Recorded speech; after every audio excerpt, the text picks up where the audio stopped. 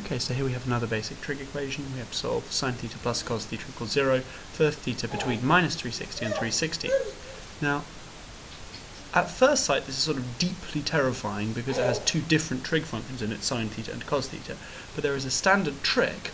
Because we have sine and cos but no other extraneous numbers, we can actually divide both sides of the equation by cos theta and get the following equation. Sine theta divided by cos theta plus 1 equals 0.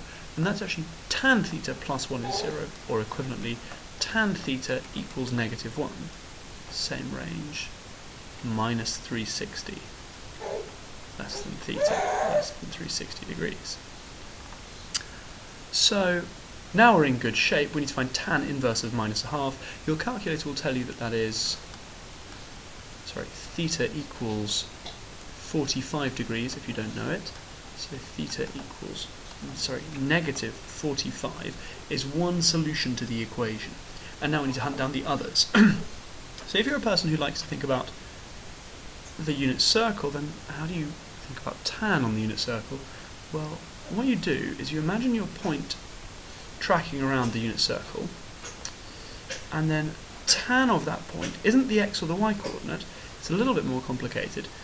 You go around to minus 45 degrees.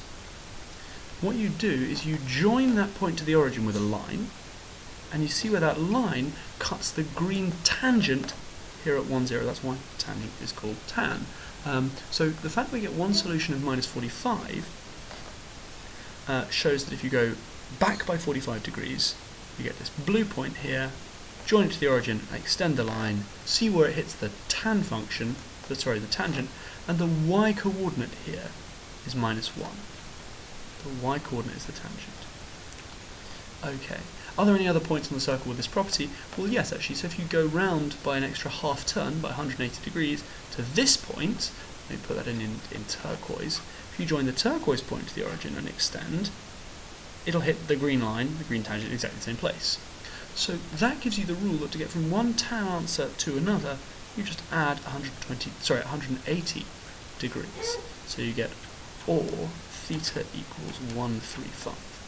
If, by contrast, you're not a circle person but a graph person, then all that we're using here is the fact that the tan graph, which, as we all remember, has an asymptote at 90 degrees, goes up like this, goes up like this. The tan graph, with its second asymptote here at 270, actually completely repeats itself every 180 degrees. Asymptote here at minus 90.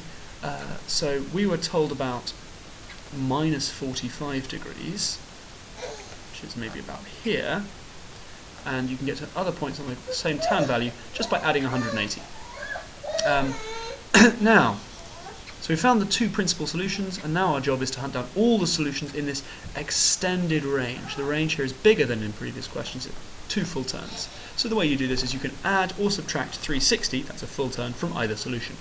If I subtract 360 from minus 45, I'll go below minus 360, but I can subtract 360 from 135 and get theta equals, let's have a look, I think it's probably minus 225 degrees.